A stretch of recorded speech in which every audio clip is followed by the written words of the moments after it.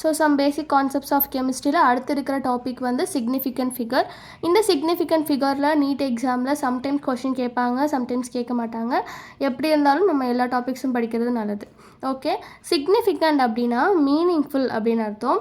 They tell us about the accuracy of measurement. So significant figure நம்மளுக்கு மெஷர்மெண்ட்டோட அக்யூரஸியாக சொல்லும். சரியா, அதுதான் சிக்னிஃபிகண்ட் ஃபிகர். இதோட ரூல்ஸ் தான் ரொம்ப ரொம்ப இம்பார்ட்டன்ட். ஃபர்ஸ்ட் ரூல் என்னென்னு பார்த்தீங்கன்னா, all non-zero digits are always significant. Zero இல்லாத எந்த ஒரு டிஜிட்டும் சிக்னிஃபிகண்ட் தான். இப்போ ஃபார் எக்ஸாம்பிள் 2, 4, 5 இருக்குல்ல, இந்த இடத்துல ஏதாவது ஜீரோ இருக்கா? இல்லை. அப்போது இந்த இடத்துல 3 சிக்னிஃபிகண்ட் ஃபிகர்ஸ் இருக்குது. சரியா, zeros between non-zero digits R significant. இப்போ இந்த இடத்துல பாருங்கள், ஃபர்ஸ்ட்டில் இருக்கிற நம்பர் non-zero, அதே மாதிரி லாஸ்ட்டில் இருக்கிற நம்பர் non-zero. இந்த மாதிரி ரெண்டு non-zero டிஜிட்ஸுக்கு இடையில நம்மளுக்கு ஜீரோ இருந்துச்சு அப்படின்னா அது எல்லாமே சிக்னிஃபிகண்ட் ஃபிகர் தான். இப்போ இந்த இடத்துல 6 சிக்னிஃபிகண்ட் ஃபிகர் இருக்குது. இப்போது 7002 இருக்குது. இந்த இடத்துல பார்த்தீங்கன்னா உங்களுக்கு 7ங்கிறது non-zero, அதே மாதிரி 2ங்கிறது non-zero. இந்த ரெண்டுக்கும் நடுவில் வந்து 2 ஜீரோ இருக்குது. அப்போது 4 சிக்னிஃபிகண்ட் ஃபிகர். புரியுதா? ஓகே, அடுத்தது leading zeros. Zeros before a non-zero digit are not significant. அதாவது non-zero டிஜிட்டுக்கு முன்னாடி இருக்கிற ஜீரோஸ் வந்து நாட் சிக்னிஃபிகண்ட் அப்படின்னு சொல்கிறாங்க. இப்போ இந்த இடத்துல பாருங்கள் 0.0025. இந்த இடத்துல இந்த ஜீரோஸ் வந்துட்டு ஒரு non-zero டிஜிட்டுக்கு முன்னாடி இருக்குது. அப்போ இந்த மூணையும் நம்ம சிக்னிஃபிகண்ட் ஃபிகராக எடுக்க முடியாது. இந்த ரெண்டும் தான் significant figure. Okay, 2 significant figures, 2 and 5. புரியுதா? ஓகே, அடுத்தது trailing zeros. Zeros after a non-zero digit. அதாவது ஒரு non-zero டிஜிட்டுக்கு அப்புறமா இருக்கிற ஜீரோவை தான் நம்ம ட்ரெய்லிங் ஜீரோஸ் அப்படின்னு சொல்லுவோம். இதில் 2 டைப்ஸ் இருக்குது. ஒன்று வந்து if there is a decimal point they are significant. இப்போ பாருங்கள் 2.300. இந்த இடத்துல டெசிமல் பாயிண்ட் இருக்குது. அதே மாதிரி non-zero டிஜிட்க்கு அப்புறமா ஜீரோஸ் இருக்குது. இந்த இடத்துல பார்த்தீங்கன்னா இந்த 4மே சிக்னிஃபிகண்ட் தான். அதுதான் சொல்கிறாங்க, if there is a decimal point they are significant. If there is no decimal point they are not significant. இப்போ இந்த இடத்துல பாருங்கள், இதே நம்பரை டெசிமல் இல்லாமல் 2300 அப்படின்னு எழுதியிருக்கேன். இந்த இடத்துலையும் வந்து உங்களுக்கு எப்படி இருக்குது, ஒரு non-zero டிஜிட்க்கு அப்புறமா ஜீரோ இருக்குது. ஆனால் இந்த 2 ஜீரோவையும் நம்ம சிக்னிஃபிகண்ட் ஃபிகராக எடுக்க மாட்டோம். இந்த 2, 3 அப்படிங்கிறது தான் சிக்னிஃபிகண்ட். So 2 significant figures. சரியாப்பா? அடுத்தது வந்து exact number, like counting objects, 100 apples, 20 carrots. இது எல்லாமே வந்து எப்படி இருக்குன்னா எக்ஸாக்ட் நம்பர். இப்போது ஒரு பவுல், ஏதாவது ஒரு பேஸ்கெட்டில் வந்து ஒரு 100 ஆப்பிள்ஸ் இருந்துச்சு அப்படின்னா அது எக்ஸாக்ட் நம்பர் தானே. அதனால் அது வந்து இன்ஃபைனைட் சிக்னிஃபிகண்ட். புரியுதா? என்ன சொல்கிறேன்னு புரியுதா? எக்ஸாக்ட் நம்பர் சொல்கிறப்போ, இப்போது ஒரு பேஸ்கெட்டில் 100 ஆப்பிள்ஸ் இருக்குன்னா 100 ஆப்பிள்ஸ் தான் இருக்கும். அது எக்ஸாக்ட் நம்பர். 100.00 இருக்கும், இல்லை 100.01 இருக்கும் அப்படிங்கிற ஒரு டாப்பிக்கே கிடையாது. சரியா, ஃபுல் நம்பர், அதே மாதிரி எக்ஸாக்ட் நம்பர். சரியாப்பா? அதை வந்து நம்ம இன்ஃபைனைட் சிக்னிஃபிகண்ட் அப்படின்னு சொல்லுவோம். நான் சொல்கிறது புரியுதுல்ல? ஓகே, இப்போ ஒரு எக்ஸாம்பிள் பார்க்கலாம். 24.00567. இந்த நம்பரில் எத்தனை சிக்னிஃபிகண்ட் ஃபிகர் இருக்குது அப்படின்னு கேட்குறேன்னா எப்படி ஆன்சர் பண்ணுவீங்க? ஜஸ்ட் 1 ரூல் ஃபாலோ ஆனால் மட்டும் நீங்கள் ஆன்சர் பண்ணிடக்கூடாது, எல்லா ரூல்ஸும் ஃபாலோ ஆகுதா அப்படின்னு பார்க்கணும். ஃபர்ஸ்ட் இந்த இடத்துல பார்த்தீங்கன்னா 2 non-zero டிஜிட்க்கு நடுஸில் வந்து உங்களுக்கு ஜீரோ இருக்குது. செகண்ட் ரூல் ஞாபகம் இருக்கா? Zeros between non-zero digits R significant அப்படின்னு சொன்னோம். 2 non-zero டிஜிட், அதுக்கு நடுஸில் ஜீரோஸ் இருக்குது. ஓகே, அந்த ரூல் அப்ளை ஆகுது. அடுத்த ரூல் என்னென்னா லீடிங் ஜீரோஸ். லீடிங் ஜீரோஸ் இந்த இடத்துல அப்ளை ஆகாது, அதை விட்டுருங்க. அதுக்கப்புறம் ட்ரைலிங் ஜீரோஸ். ட்ரைலிங் ஜீரோஸில் 2 பாயிண்ட் இருந்தது. என்னென்னா டெசிமல் பாயிண்ட் இருந்துச்சு அப்படின்னா அது வந்து சிக்னிஃபிகண்ட் அப்படின்னு பார்த்தோம். அதாவது ஒரு non-zero டிஜிட்க்கு அப்புறமா ஜீரோ வருது, அதே நேரத்தில் அந்த இடத்துல டெசிமல் பாயிண்ட் இருந்துச்சு அப்படின்னா அது சிக்னிஃபிகண்ட் அப்படின்னு பார்த்தோம். அப்போ எல்லா ரூல்ஸும் அப்ளை ஆகுது. எத்தனை சிக்னிஃபிகண்ட் ஃபிகர்? 8 significant figures. சரியா, SF அப்படின்னா சிக்னிஃபிகண்ட் ஃபிகர்ஸ், அதை தான் ஷார்ட்டாக எழுதியிருக்கேன். ஓகே, புரியுதா? அடுத்தது addition and subtraction with significant figures. When adding or subtracting, the result should have the same number of decimal places as the number with the least decimal places in the calculation. அதாவது ஏதாவது 2-3 significant ஃபிகர்ஸை நீங்கள் add பண்ணுறப்போ அதோட ரிசல்ட்டை நீங்கள் எப்படி எழுதணும்னா, அந்த சிக்னிஃபிகண்ட் ஃபிகர்ஸ் இருக்குல்ல, அதில் எந்த நம்பருக்கு லீஸ்ட் டெசிமல் பிளேசஸ் இருக்கோ அதை பொறுத்து தான் நீங்கள் ரிசல்ட்டை எழுதணும். இப்போது இந்த எக்ஸாம்பிள் பாருங்கள், 12.11, 8.0, 1.013 இதை நீங்கள் ஆட் பண்ணுறப்போ 31.123 அப்படின்னு கிடைக்கிது. இந்த ரிசல்ட்டை நீங்கள் அப்படியே எழுதக்கூடாது. என்ன பண்ணணும்னா, இந்த 3 நம்பர்ஸில் எதுக்கு லீஸ்ட் டெசிமல் பிளேசஸ் இருக்குது அப்படின்னு பார்க்கணும். இந்த இடத்துல பார்த்தீங்கன்னா 2 டெசிமல் பிளேசஸ் இருக்குது, 2 நம்பர் இருக்குல்ல, இதில் 1 இருக்குது, இதில் 3 இருக்குது. எதுக்கு லீஸ்ட் டெசிமல் பிளேசஸ் இருக்குது? இதுக்கு தான். அப்போது நீங்கள் இதை எப்படி எழுதணும்னா 31.1, ஏன்னா இங்கே ஒரே ஒரு டெசிமல் பிளேஸ் தான் இருக்குது. அப்போ 31.1 தான் ரிசல்ட்டை எழுதணும். புரியுதாப்பா? சப்ட்ராக்ட் பண்ணாலும் அதே மாதிரி தான். இப்போது 121.6 மைனஸ் 21.09 இந்த ரெண்டையும் சப்ட்ராக்ட் பண்ணுறப்போ 100.51 அப்படின்னு கிடைக்கும். இப்போது இந்த இடத்துல பார்த்தீங்கன்னா இதுக்கு 1 டெசிமல் பிளேஸ் இருக்குது, இதுக்கு 2 டெசிமல் பிளேஸ் இருக்குது. அப்போ இதை பொறுத்து தான் நீங்கள் ஆன்சர் எழுதணும். 100.5, ஏன்னா ஒரே ஒரு டெசிமல் பிளேஸ் தானே இருக்குது, இதான லீஸ்ட்டு. அப்போ இப்படி தான் நீங்கள் ஆன்சர் எழுதணும். சரியா? புரியுதா? ஓகே, அடுத்தது multiplication and division with significant figure.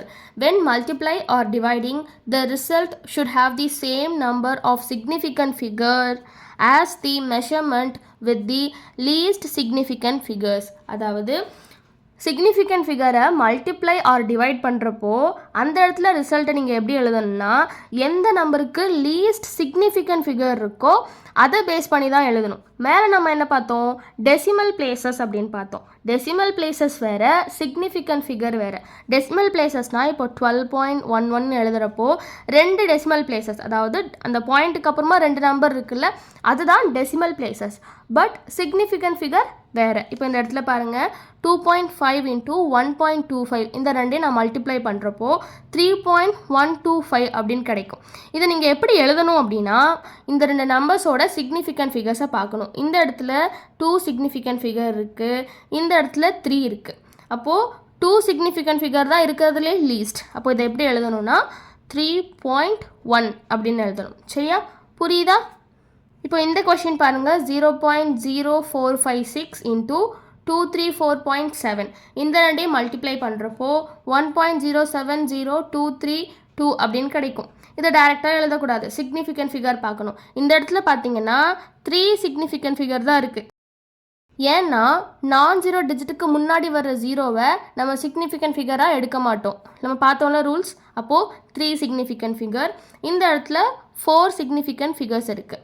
அப்போது இதில் லீஸ்ட் வந்து 3 சிக்னிஃபிகண்ட். அப்போது 1.07 இப்படி தான் ஆன்சர் எழுதணும். சரியாப்பா? ஓகே, அதே மாதிரி டிவைட் பண்ணாலும் அப்படி தான் எழுதணும். இந்த ரெண்டையும் டிவைட் பண்ணுறப்போ 2.06047 பெரிய நம்பராக கிடைக்கும். இந்த இடத்துல பார்த்தீங்கன்னா இங்கே 2 சிக்னிஃபிகண்ட், இங்கே 4 சிக்னிஃபிகண்ட் இருக்குது. அப்போது நீங்கள் இந்த இடத்துல 2.0 அப்படின்னு எழுதக்கூடாது. இந்த இடத்துல பார்த்தீங்கன்னா 5க்கு மேலே இருக்குல்ல இந்த நம்பர், அப்போது 1 ஆட் பண்ணுவோம்ல, 2.1 அப்படின்னு எழுதணும். சரியா? அடுத்தது dimensional analysis, the process of converting between units. அதாவது கொஷின் சால்வ் பண்ணுறப்போ சில டைம்ஸ் கேல்குலேஷன் பார்ட்டில் நம்ம யூனிட் கன்வெர்ட் பண்ணுவோம்ல, அந்த ப்ராசஸ் தான் டைமென்ஷனல் அனாலிசிஸ். இதுக்கு இன்னொரு நேமும் இருக்குது, factor label method or unit factor method.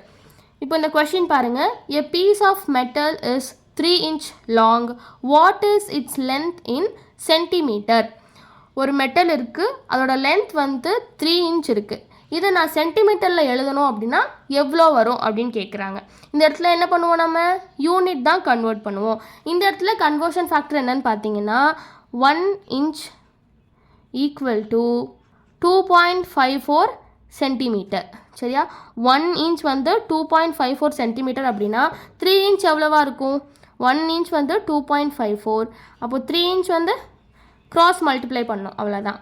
அப்போது 3 inch வந்து எவ்வளோ இருக்குன்னா 2.54 இன்ட்டு 3. இதை மல்டிப்ளை பண்ணோன்னா 7.62 சென்டிமீட்டர் கிடைக்கும்.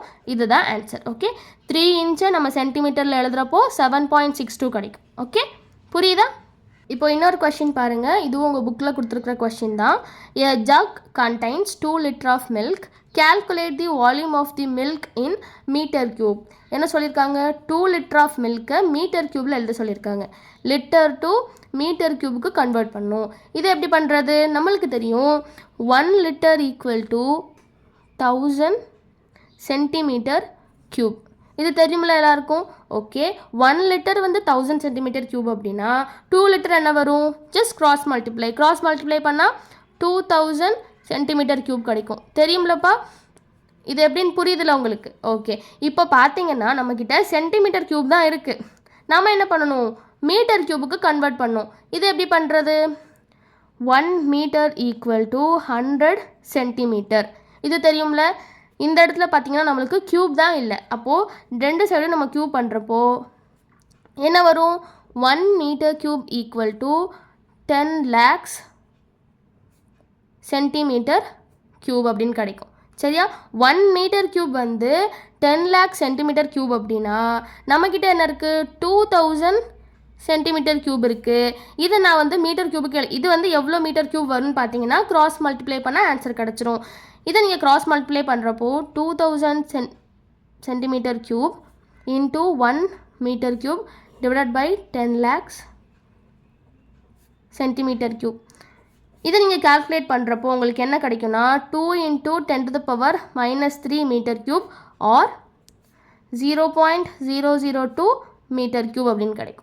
சரியா? இதெல்லாம் நீங்கள் ப்ராக்டிஸ் பண்ணணும். ஓகே, இந்த மாதிரி வந்து இங்கே பெரிய பெரிய கொஷினாக இருக்கா, இங்கே நீங்கள் பெருசாக சால்வ் பண்ணுறீங்களா?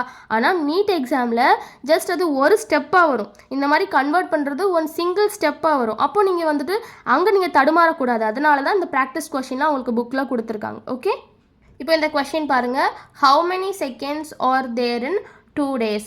2 daysல எவ்வளோ செகண்ட்ஸ் இருக்குது அப்படின்னு கேட்குறாங்க. இந்த இடத்துல என்ன பண்ணியிருக்காங்க? Days to second conversion. நம்மளுக்கு தெரியும் 60 second equal to 1 minute, 60 minute equal to 1 hour, 24 hour equal to 1 day. அப்போது 2 × 24 × 60 × 60 இந்த மாதிரி நான் பண்ணலாமா? ஏன்னா இது வந்து 1 டேக்கான செகண்டை கண்டுபிடிக்கிற ப்ராசஸ். ஏன்னா 24 hours இருக்குது, அதில் 60 minutes இருக்குது, 60 seconds இருக்குது. இது வந்து 1 டேக்கானது. நம்மக்கிட்ட 2 days கேட்டிருக்காங்க. அப்போ 2 × 1 பண்ணால் கரெக்டாக வந்துருமா? அப்போது இது எல்லாத்தையும் நீங்கள் கால்குலேட் பண்ணுறப்போ 172,800 செகண்ட் கிடைக்கும். சரியாப்பா? புரியுதில்ல? இந்த நோட்ஸோட PDF லிங்க் டிஸ்கிரிப்ஷனில் இருக்குது, செக் பண்ணிக்கோங்க. ஓகே, அடுத்த topic law of chemical combination. The combination of elements to form compounds is governed by the following 5 basic law. So chemical காம்பினேஷனில் 5 laws இருக்குது. அதில் ஃபர்ஸ்ட் law என்னென்னு பார்த்தீங்கன்னா law of conservation of mass. 18th centuryயில் chemical reactions பற்றின knowledge ரொம்ப லிமிட்டடாக தான் இருந்துச்சு. சரியா? ஸோ அந்த டைமில் தான் வந்தார் நம்ம தலைவர் ஆண்டனைன் லவாய்சியர். இவரை தான் நம்ம என்ன சொல்கிறோம்? ஃபாதர் ஆஃப் மாடர்ன் கெமிஸ்ட்ரி அப்படின்னு சொல்கிறோம். ஏன்னா இவர் கெமிக்கல் ரியாக்ஷனில் ஒரு ரெவல்யூஷனே கொண்டு வந்தார். இவரோட ஸ்டேட்மெண்ட் என்னன்னு பார்த்தீங்கன்னா மாஸ் இஸ் நெய்தர் கிரியேட்டட் நார் டெஸ்ட்ராய்டு இன் அ கெமிக்கல் ரியாக்ஷன். இதுதான் இவரோட லா, இவர் சொன்ன லா. The law of conservation of mass states that mass cannot be created or destroyed in a chemical reaction. In a closed system, the total mass of the reactants is always equal to the total mass of the products. அதாவது இவர் சொன்ன அந்த ஸ்டேட்மெண்ட்க்கு என்ன meaning அப்படின்னா மாசை நம்மளால் ஆக்கவும் முடியாது அழிக்கவும் முடியாது அப்படின்னு சொன்னார். ஒரு கெமிக்கல் ரியாக்ஷனில் மாஸ் நம்மளால் ஆக்கவும் முடியாது, அதாவது கிரியேட் பண்ணவும் முடியாது, டெஸ்ட்ராய் பண்ணவும் முடியாது அப்படின்னு சொன்னார். இங்கே பாருங்கள், இன் அ க்ளோஸ் சிஸ்டம், ஒரு க்ளோஸ் சிஸ்டமில் the total mass of the reactant. Okay, reaction நடக்குது.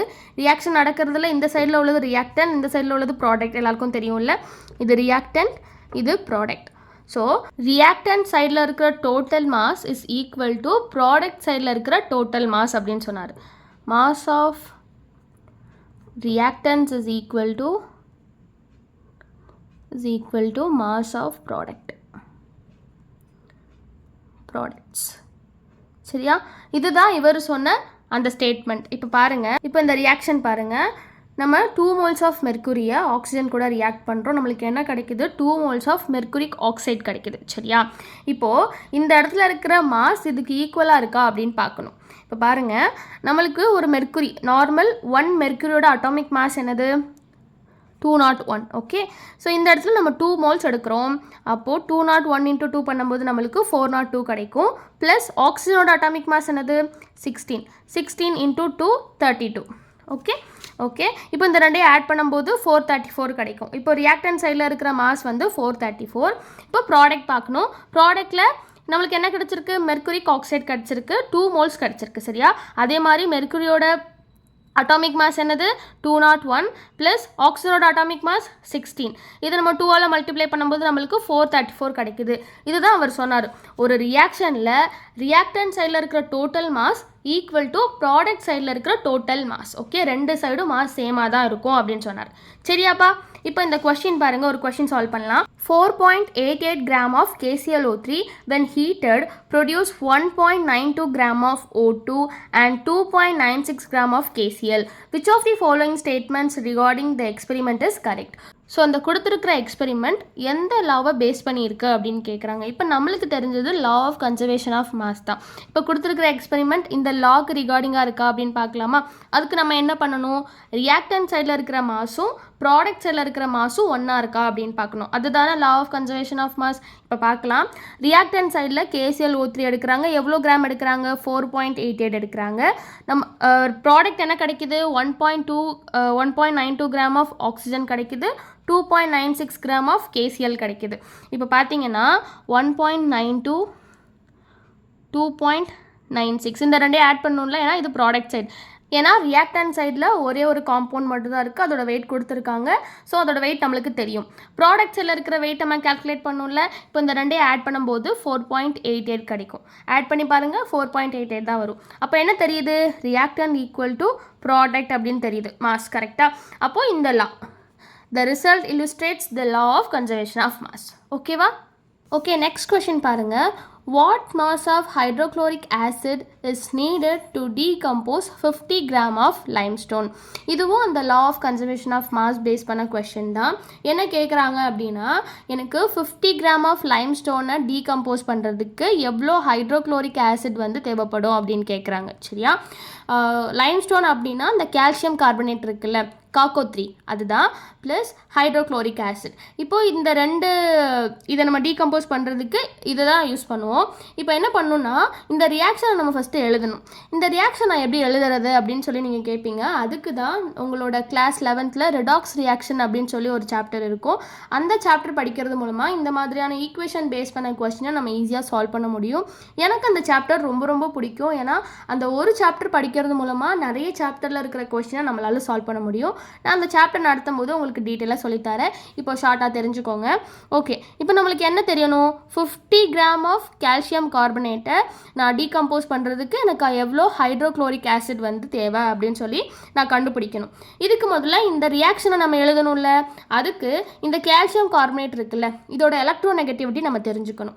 கால்சியமுக்கு வந்து பாசிட்டிவாக இருக்கும், CO3க்கு வந்து நெகட்டிவாக இருக்கும். ஓகே, அதே மாதிரி HCl H வந்து பாசிட்டிவாக இருக்கும், Cl வந்து மோர் எலக்ட்ரோ நெகட்டிவாக இருக்கும். இப்போ என்ன ஆகும் அப்படின்னா, இந்த கால்சியம் இருக்குல்ல, இந்த கால்சியம் இந்த குளோரின் கூட போய் பாண்ட் ஃபார்மேஷன் பண்ணிடும். அப்போ நம்ம என்ன எழுதலாம், CaCl அப்படின்னு எழுதிடலாம். ஃபர்ஸ்ட் எழுதுங்க, அதுக்கப்புறம் நம்ம வந்து ஈக்குவேஷனை பேலன்ஸ் பண்ணிக்கலாம். ஓகேவா?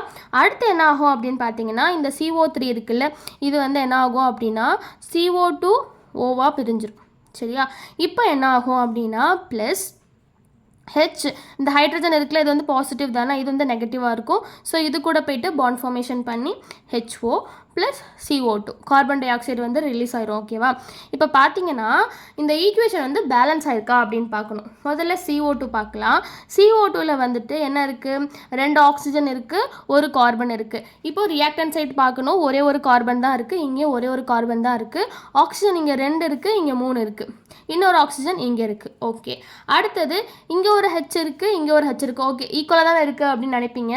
பட் இங்கே பாருங்கள், HO அப்படிங்கிறது வந்து கரெக்டான ஒரு இதுவா, ஏன்னா இந்த O இருக்குல்ல, ஓக்கு வந்து அவுட்டர் மோஸ்ட் எலக்ட்ரான் வந்துட்டு 6 எலக்ட்ரான்ஸ் எல்லாருக்குமே தெரியும். இதுக்கு இன்னும் 2 எலக்ட்ரான்ஸ் கிடச்சிது அப்படின்னா 8 எலக்ட்ரான்ஸ் ஆகி ஸ்டேபிள் ஆகும். இப்போது 8 எலக்ட்ரான்ஸ் வேணும் அப்படின்னா ஒரு ஹைட்ரஜன் மட்டும்தான் இருக்குது. எப்படி 8 எலக்ட்ரான்ஸ் கிடைக்கும், ஏன்னா ஒரு ஹைட்ரஜனால் ஒரே ஒரு எலக்ட்ரான் மட்டும்தான் டொனேட் பண்ண முடியும். அப்போது 2 ஹைட்ரஜன் இருக்கணும். கரெக்டாக? அப்போ என்ன வரும், H2O. சரியா? இப்போ இந்த இடத்துல பார்த்தீங்கன்னா 2 ஹைட்ரஜன் இருக்குது, இந்த சைடில் ஒரே ஒரு ஹைட்ரஜன் தான் இருக்குது. அப்போது முன்னாடி வந்து நம்ம 2 போடுறது மூலமாக 2 ஹைட்ரஜன் கிடச்சிரும். ஓகே, அடுத்தது CaCl. இங்கே இந்த சைடு வந்துட்டு ஒரே ஒரு கால்சியம் தான் இருக்குது, இந்த சைடு ஒரே ஒரு கால்சியம் தான் இருக்குது. பட் இந்த சைடு பார்த்தீங்கன்னா 2 குளோரின் இருக்குது, ஏன்னா 2 moles ஆஃப் HCl எடுக்கிறோம்ல, அப்போது Cl2 அப்படின்னு எழுதிடலாமா? இப்போ ஈக்குவேஷன் பேலன்ஸ் ஆயிடுச்சு. அடுத்து என்ன பண்ணணும்? நம்மளோட law of conservation of mass என்னது? ரியாக்டன் சைடும் ப்ராடக்ட் சைடும் ஈக்குவல் அமௌண்ட் ஆஃப் மாஸ் இருக்கா அப்படின்னு பார்க்கணும். இப்போ மாஸை கால்குலேட் பண்ணுறதுக்கு இப்போ பாருங்கள், கால்சியமோட அட்டாமிக் மாஸ் 40, கார்பனுக்கு 12, ஆக்சிஜனுக்கு 16, 16 × 3, எதனால் 3 ஆக்சிஜன் இருக்குது. ஸோ மல்டிப்ளை பண்ணும்போது 48, டோட்டலாக ஆட் பண்ணோன்னா 100 கிராம் வரும். அதுக்கப்புறம் ஹைட்ரோக்ளோரிக் ஆசிட், அதையும் நம்ம வந்து கால்குலேட் பண்ணும்போது ஹைட்ரஜன் வந்து அதோட அட்டாமிக் மாஸ் 1, குளோரின் வந்து 35, ஸோ 36 கிடைக்கும். ரெண்டையும் ஆட் பண்ணுறப்போ 36 × 2, எதனால் நம்ம 2 moles எடுத்திருக்கோம். ஸோ நம்ம இந்த மல்டிப்ளை பண்ணும்போது 72 கிடைக்கும். இப்போ ரியாக்டன் சைட்ஸ் கம்ப்ளீட் ஆயிடுச்சு. அண்ட் அது மட்டும் இல்லாமல் ரியாக்டன் சைடில் ரெண்டையும் ஆட் பண்ணும்போது 172. ஓகே, இப்போ ப்ராடக்ட் சைட் பார்க்கணும். ப்ராடக்ட் சைடில் பார்த்தீங்கன்னா CaCl2ஓட மாஸ் கண்டுபிடிக்கும் போது 110 கிடைக்கும். ஓகே, இங்கே நம்ம பார்த்ததுனால நான் டேரெக்டாக எழுதிட்டேன். ஓகே, H2ஓட மாஸ் வந்து 18, CO2ஓட மாஸ் வந்து 44, எல்லாத்தையும் ஆட் பண்ணும்போது 172. அப்போது law of conservation of mass படி ரெண்டுமே ஈக்குவலாக தான் இருக்குது. ஓகே, இதை கண்டுபிடிச்சாச்சு. அடுத்து என்ன பண்ணணும் அப்படின்னா, இப்போ இந்த ஈக்குவேஷன் நான் மறுபடியும் எழுதுகிறேன். CaCO3 + 2HCl gives CaCl2 + H2O + CO2. இந்த இடத்துல பார்த்தீங்கன்னா கால்சியம் கார்பனேட்டோட மாஸ் வந்து 100 கிராம். ஓகே, டோட்டல் மாஸ் வந்து 100 கிராம். இது வந்து எவ்வளோ? 72. ஓகே, நம்மளுக்கு அவங்க கொஸ்டினில் என்ன கேட்டிருக்காங்க? 50 கிராம் ஆஃப் CaCO3 நான் டீகம்போஸ் பண்ணுறதுக்கு எவ்வளோ ஹைட்ரோக்ளோரிக் ஆசிட் வேணும் அப்படின்னு கேட்டிருக்காங்க. கரெக்டாக? இந்த இடத்துல பார்த்தீங்கன்னா நம்மளுக்கு 100 கிராம் இருக்குது. 50 கிராம் வேணும்னா நம்ம என்ன பண்ணணும்? ஜஸ்ட் 2ஆல் டிவைட் பண்ணலாமா? இதை 2ஆல் டிவைட் பண்ணும்போது இதே நம்ம 2ஆல் டிவைட் பண்ணலாம்ல. அப்போது டிவைட் பண்ணோன்னா நம்மளுக்கு எவ்வளோ கிடைக்கும்? 36. ஓகேவா? 36 கிராம் நம்மளுக்கு தேவை. ஆன்சர் 36. இந்த இடத்துல 36.5. ஓகேவா? புரியுதாப்பா? இந்த கொஷின் புரிஞ்சதில்லை, கொஞ்சம் ஒரு மாட்ரேட்டாக இருக்கிற மாதிரி இருக்கும். பட் இந்த ஈக்குவேஷன் தெரிஞ்சதுன்னா ஈஸியாக ஆன்சர் பண்ணிடலாம். ஓகேவா? நல்லா புரியுதில்ல உங்களுக்கு? ஓகே, அடுத்தலாம் பார்க்கலாம். Law of definite proportion or constant proportion or Proust law. Definite ப்ரொபோர்ஷன்னாலும் கான்ஸ்டன்ட் ப்ரொபோர்ஷன்னாலும் ப்ரௌஸ் லானாலும் மூணுமே ஒன்று தான். ஓகே, எதனால் ப்ரௌஸ் லா அப்படின்னு சொல்கிறோன்னா, இந்த லாவை கொடுத்தது யாருன்னு பார்த்தீங்கன்னா ஜோசப் லூயிஸ் ப்ரௌஸ்ட் அப்படிங்கிற ஃப்ரெஞ்ச் கெமிஸ்ட். ஓகே, அதனால தான் ப்ரௌஸ் லா அப்படின்னு சொல்கிறோம். இந்த லா என்ன சொல்லுது அப்படின்னா, a pure chemical compound is always made up of the same elements combined together in a fixed proportion by mass regardless of its source or method of preparation. அதாவது ஒரு பியோர் கெமிக்கல் காம்பவுண்டை எந்த இடத்துலேருந்து எடுத்திருந்தாலும், எந்த சோர்ஸ்லேருந்து எடுத்திருந்தாலும் சரி, இல்லை ப்ரிப்பேர் பண்ணியிருந்தாலும் சரி, அந்த கெமிக்கல் காம்பவுண்ட் சேம் எலமெண்ட்ஸ்னால தான் ஆயிருக்கும். அண்ட் அது மட்டும் இல்லாமல் அந்த எலமெண்ட்ஸ் ஃபிக்ஸட் மாஸ் ரேஷியோவில் தான் கம்பைன் ஆயிருக்கும் அப்படிங்கிறது தான் இவர் சொன்னலா. அதாவது இப்போ ஏதாவது ஒரு மாலிகுல் எடுக்கிறோம், இப்போ வாட்டர் மாலிகுல் எடுக்கிறோன்னு வச்சுக்கோங்க, H2O. இதோட மாஸ் இப்போ நம்ம கண்டுபிடிக்க போகிறோம். ஹைட்ரஜனோட அட்டாமிக் மாஸ் என்னது? 1. இங்கே வந்து 2 ஹைட்ரஜன் இருக்குது, இப்போ 1 × 2 2. ஆக்சிஜனோட அட்டாமிக் மாஸ் என்னது? 16. அப்போது இந்த இடத்துல பார்த்தீங்கன்னா இந்த வாட்டரை நீங்கள் எங்கேருந்து எடுத்திருந்தாலும் சரி, எந்த சோர்ஸ்லேருந்து எடுத்திருந்தாலும் சரி, லைக் வந்து ரெயின் வாட்டர், இல்லை ரிவர் வாட்டர், இல்லை வந்து உங்கள் வீட்டு பக்கத்தில் இருக்கிற கிணத்துலேருந்து எடுத்திருந்தாலும் சரி, இல்லை நீங்கள் ப்ரிப்பேர் பண்ணியிருந்தாலும் சரி, லேபில் ப்ரிப்பேர் பண்ணியிருந்தாலும் சரி, இது வந்து எப்போவுமே ஹைட்ரஜன் ஆக்சிஜன் அப்படிங்கிற சேம் எலமெண்ட்ஸ் தான் இருக்கும். அண்ட் ரொம்ப ரொம்ப முக்கியமான விஷயம், எப்போவுமே ஃபிக்ஸட் மாஸ் ரேஷியோவில் தான் இருக்கும். ஃபிக்ஸட் மாஸ் ரேஷியோ அப்படின்னா இப்போது இந்த ஹைட்ரஜன் அண்ட் ஆக்சிஜன் இதோட மாஸ் ரேஷியோ என்னென்னு பார்த்தீங்கன்னா 2:16. இதை நம்ம சிம்பிளர் ஃபார்முக்கு மாற்றும் போது 1:8 வரும்ல. இந்த 1:8 அப்படிங்கிறது மாறாது, ஃபிக்ஸடாக இருக்கும். நீங்கள் எவ்வளோ அமௌண்ட் எடுத்தாலும் சரி, இப்போது இதே இடத்துல 5 moles எடுக்கிறேன், 5 moles ஆஃப் H2O எடுக்கிறேன்னு வச்சுக்கோங்க. அதை நான் இப்போ கண்டுபிடிக்க போகிறேன். ரைட், ஓகே, இதை கண்டுபிடிக்கலாம்.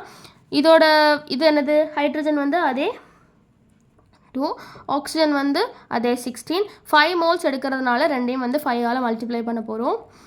ஓகே, மல்டிப்ளை பண்ணும்போது இது 10, இது 80 அப்படின்னு கிடைக்கும். இப்போது 10:80 அப்படின்னு கிடைக்குமா?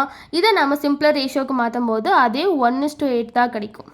நீங்கள் எங்கேருந்து எடுத்திருந்தாலும் சரி, ப்ரிப்பேர் பண்ணியிருந்தாலும் சரி, எவ்வளோ அமௌண்ட்டில் எடுத்திருந்தாலும் சரி, அந்த இண்டிவிஜுவல் எலமெண்ட்டோட மாஸ் வந்து ஃபிக்ஸட் ரேஷியோவாக தான் இருக்கும் அப்படிங்கிறதான் இவர் சொல்லலாம். புரியுதாப்பா? இப்போ இன்னொரு மாலிகுல் ஏதாவது எடுக்கலாம். HCl எடுக்கிறேன். Okay, HCl. இந்த HClோட மாஸ் ரேஷியோ பார்க்க போகிறோம். ஹைட்ரஜனுக்கு வந்து 1, குளோரினுக்கு வந்து 35. கரெக்டாக? இது 1 mole HCl. இதுவே நான் வந்து ஒரு மேலே எடுத்த மாதிரி, மேலே இந்த இதுக்கு முன்னாடி கொஷினில் பார்த்தோம்ல, இப்போ 2 moles ஆஃப் HCl எடுக்கிறேன் அப்படின்னா என்ன ஆகும்? ஹைட்ரஜன் வந்து 1 × 2, குளோரின் வந்து 35 × 2. அப்போது 2 = 70. 2:70. இது நம்ம சிம்ப்ளெக்ஸ் ரேஷியோவுக்கு மாற்றும் போது 1:35 அப்படிங்கிற இந்த ரேஷியோ தான் இருக்கும். எவ்வளோ அமௌண்ட் எடுத்தாலும் HClங்கிறது இந்த மாஸ் ரேஷியோ தான். ஓகே, HClோட மாஸ் ரேஷியோ 1:35. ஏன்னா 1 mole எடுக்கும்போது நம்மளுக்கு 1:35 தான். அதே மாதிரி 2 mole எடுக்கும்போது நம்மளுக்கு என்னவா இருக்குது? 1:35 தான் இருக்குது. நீங்கள் அதை எங்கேருந்து எடுத்திருந்தாலும் சரி, ப்ரிப்பேர் பண்ணியிருந்தாலும் சரி, எவ்வளோ அமௌண்ட் எடுத்திருந்தாலும் சரி, இதோட மாஸ் ரேஷியோ ஃபிக்ஸடாக தான் இருக்கும். இதுதான் இவர் சொன்னல. ஓகேவா? இப்போ இதுக்கு ரிலேட்டடான கொஷினை நான் சால்வ் பண்ண போகிறது கிடையாது. ஏன் அப்படின்னா, நான் எப்படி கொஸ்டின் இப்போ நான் கொடுத்தாலும் இதை பேஸ் பண்ணி தான் கொடுப்பேன் அப்படின்னு சொல்லி உங்களுக்கு தெரியும். ஸோ நீங்கள் ஈஸியாக ஆன்சர் பண்ணிட்டு போயிடுவீங்க. பட் இதுவே வந்து மொத்தமாக சால்வ் பண்ணும்போது உங்களுக்கு அப்போ தான் தெரியும் அந்த கான்செப்ட் நல்லா புரிஞ்சிருக்கா இல்லையா அப்படின்னு சொல்லி. ஸோ நம்ம தனியாக கொஷின் சால்வ் பண்ணலாம். ஓகேவா? ஓகே, அடுத்த இருக்கிற 3 லாவை நம்ம நெக்ஸ்ட் வீடியோவில் பார்க்கலாம். இன்றைக்கி பார்த்த இந்த டாபிக்ஸ் வந்து உங்களுக்கு ஹெல்ப்ஃபுல்லாக இருக்கா அப்படின்னு சொல்லி எனக்கு கமெண்ட்டில் சொல்லுங்கள். ஹெல்ப்ஃபுல்லாக இருந்தது அப்படின்னா லைக் பண்ணிவிட்டு உங்கள் ஃப்ரெண்ட்ஸ்க்கு ஷேர் பண்ணுங்கள். சேனலையும் சப்ஸ்கிரைப் பண்ணிக்கோங்க.